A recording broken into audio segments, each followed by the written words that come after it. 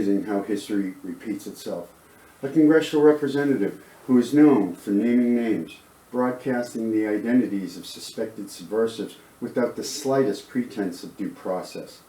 A publicity hound who grandstands at any opportunity, makes the most outlandish statements without the facts to back up those statements. Turns out to be involved in an espionage operation against their own country. Now, I'm not talking about a particular present-day representative from a very large state out west, but it does sound kind of familiar. The representative who was corrupt as well as a spy for Russia was Samuel Dickstein, a political hack who rose through the ranks of New York City's Tammany Hall political machine in the early 1900s.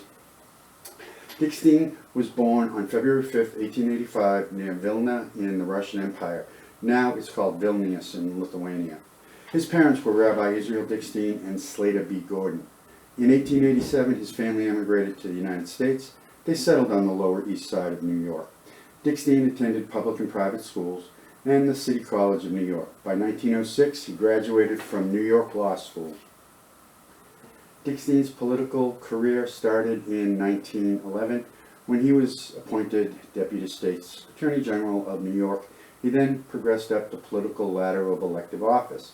In 1917, he was elected a New York City alderman. In 1919, he was elected as an assemblyman of the New York State Legislature.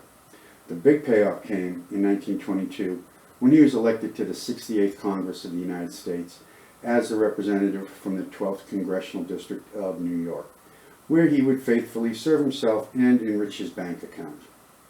In 1931, Dickstein was appointed chairman of the Committee on Naturalization and Immigration. Dickstein most likely started his racket of selling passports and visas to European refugees at that point. Now, the Immigration Act of 1924, also known as the National Origins Act, made the quotas stricter and permanent. These country-by-country limits were specifically designed to keep out, quote, undesirable ethnic groups and maintain America's character as a nation of Northern and Western European stock. The final quota figures have been based on the ratio of different ethnic groups existing in America in 1890. So, as chairman of the committee, Dickstein could easily circumvent these regulations and sell passports and visas to refugees the quota was designed to keep out of America. Dickstein was in fact selling passports and visas for $3,000 per document. That's the equivalent to $51,409 in 2020 dollars.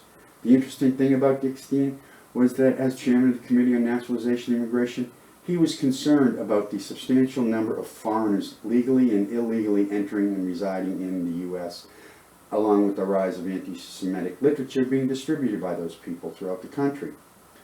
Sounds like a plot from a B movie. Corrupt politician put in charge of the committee investigating corrupt practices in government. But it's true. Now, the FBI learned about Dickstein's side business, if you could call it that, in a letter dated February 15, 1939. It was signed by XYZ. It stated, quote, I have been given to understand that Congressman Dickstein is running a very large racket which he claims to be able to help Jewish refugees obtain admittance into this country.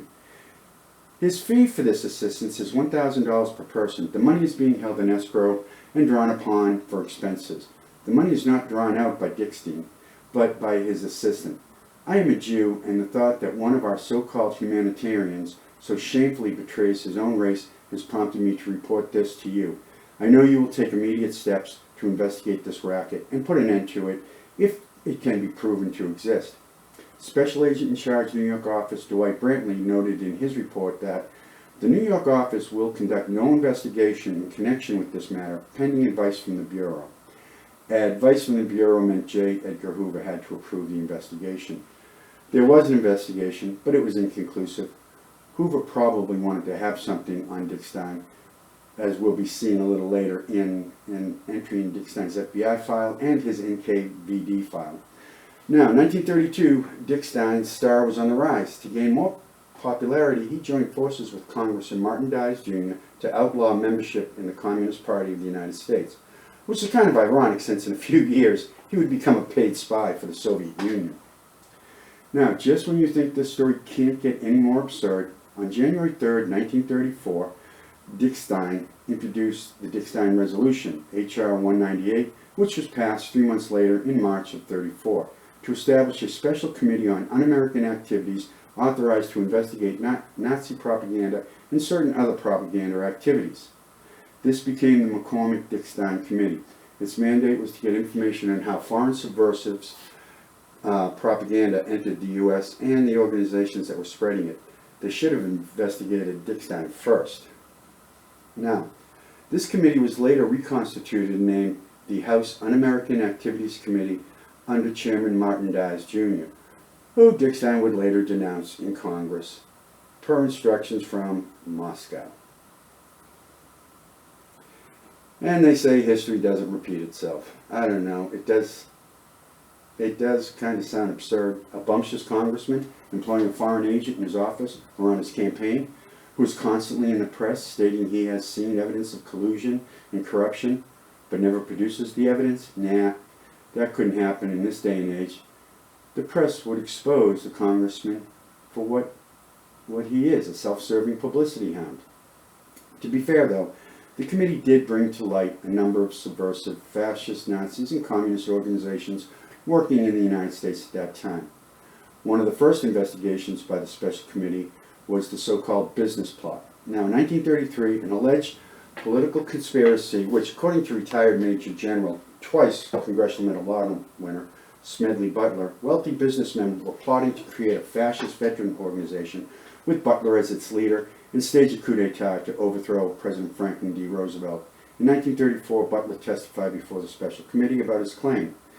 No one was prosecuted. Nonetheless, the committee deleted extensive excerpts relating to Wall Street financiers, including Guaranty Trust Director Grayson Murphy, J.P. Morgan, the DuPont Interest, Remington Arms, former governor of New York Al Smith, and others allegedly involved in the plot attempt. Now, the powerful businessmen and politicians trying to unseat a duly elected president of the United States because they did not like his political beliefs, who says history can't repeat itself? To this day, no one really knows how serious this plot was. Respected historians believe it wasn't even close to fruition, but we'll never know. The special committee moved on to conduct hearings on the U.S. fascist movement in America. Dickstein was determined to eradicate all traces of Nazism in the U.S. He personally questioned each witness, which all but guaranteed his name would be in the headlines of all the papers across the nation. Now, Dickstein and his committee did expose the Friends of New Germany, that was the German-American Bund, run by Fritz Julius Kuhn, and the Silver Shirts, run by William Dudley Paley. Both groups were supporting Nazi Germany, but they were doing it within existing laws of the United States, no matter how reprehensible they were. However, the newspapers of the time were actively exposing these two groups as rabid Nazi fascists. Dickstein was only using his committee as a bully pulpit to gain national recognition and power for himself. Now, there's a saying, power corrupts, and absolute power corrupts absolutely, fits Dickstein to a T. The other thing power can do is convince a person they've become so powerful that no one would dare question their motives. Dickstein seems to have had that belief in spades. When the KGB opened their files in 1994, former Soviet agent Alexander Vasilevsky gained access to the archives. For over a year, Vasilevsky researched and took notes on the 1930s to 1940s NKVD period of espionage. His notes fill at least 8 notebooks. In White Notebook number 2, page 82, is the file for Crook, archive number 15428. Crook was the code name given to Representative Samuel Dickstein. The Soviets had Dickstein pegged from the beginning. That's why one of his code names was Crook. Now, sometime in July 1937, Dickstein decided to increase his revenue stream. Simon Rosenberg, a source for the NKVD codename S7, recommended a congressman would be a good source to obtain fake U.S. passports and visas. Leo Helfgott, a Soviet agent, approached Dickstein about getting help obtaining American citizenship. He said he was an Austrian citizen, a doctor, a specialist in cancer disease, and came here to study new methods of cancer treatment. Helfgott explained since he was Jewish, he did not want to return to Austria due to the current situation with Nazi Germany. Well, Dickstein gave him the going price, $3,000. NKVD reports stated D's office is a store with considerable capabilities and is undoubtedly selling all the passports it can. D likes to make big money by asking $3,000 for each job. D can prepare the paperwork especially easy for the so-called European refugees. I mean, talk about using your office for personal profit. Now, in April 1938, he then tried to sell information from a congressional committee hearing on Russian counter-revolutionary fascists living in the U.S. He was asking $5,000 to investigate von Shitsky, a white Russian guard. This was a white Russian pro-Nazi organization run by naturalized American von Shatsky. The Soviets knew about von Shatsky and did not think it worth paying $2,000 for the information. However, they did believe it could be used as a way of controlling the Representative Dickstein.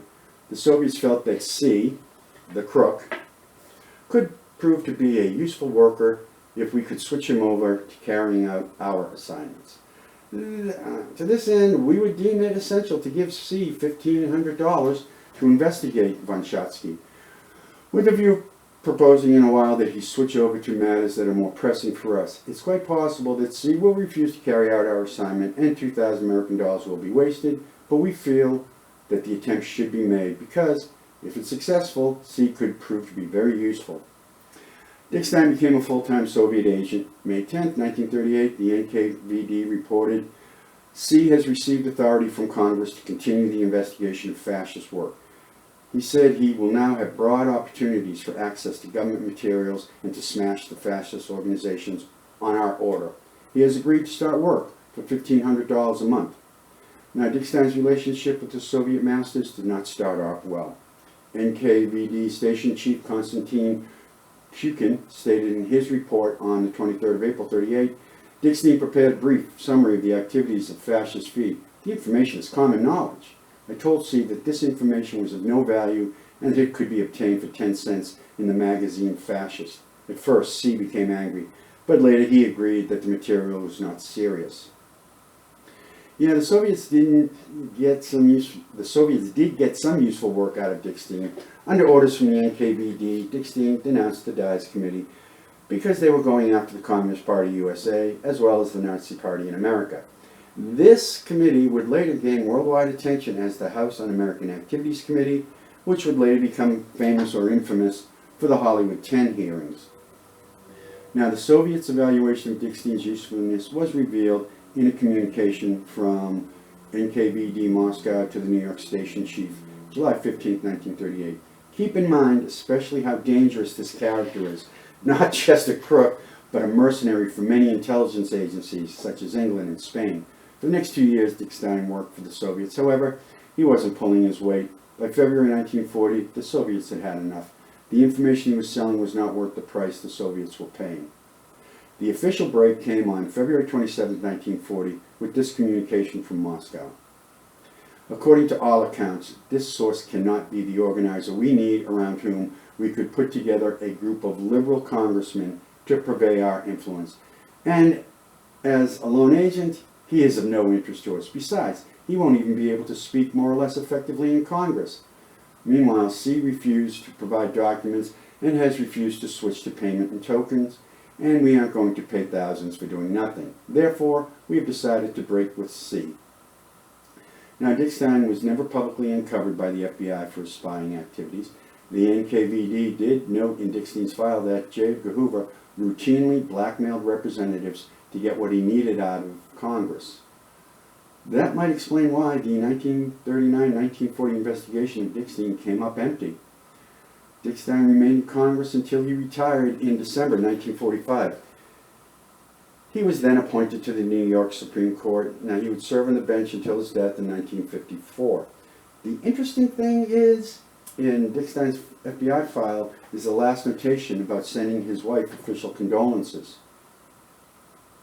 July 1941, we reported to the department the results of an investigation which had been instituted upon allegation that Dickstein, then a congressman, had accepted money from an individual to secure passage of a private bill.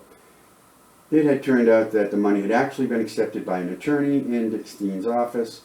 The department declined to prosecute because it would be difficult to prove that the money had passed on to Dickstein. But the department stated that the entire transaction appears highly reprehensible. In view of the above, it's not deemed advisable to send a sympathy letter to Dickstein's widow. That was April 54. Talk about the ruthlessness of Washington, D.C. politics. Ironically, a one-block stretch between Grand Street and East Broadway on the Lower East Side in New York City was named the Samuel Dickstein Plaza to honor him. There have been efforts to rename the street after Dickstein was exposed as a Soviet spy, but nothing has come of those efforts. Well, I hope you liked this video. If you did, please hit the subscribe button to my channel and share this video with your friends. Thank you for watching. I post a new video every 2 weeks.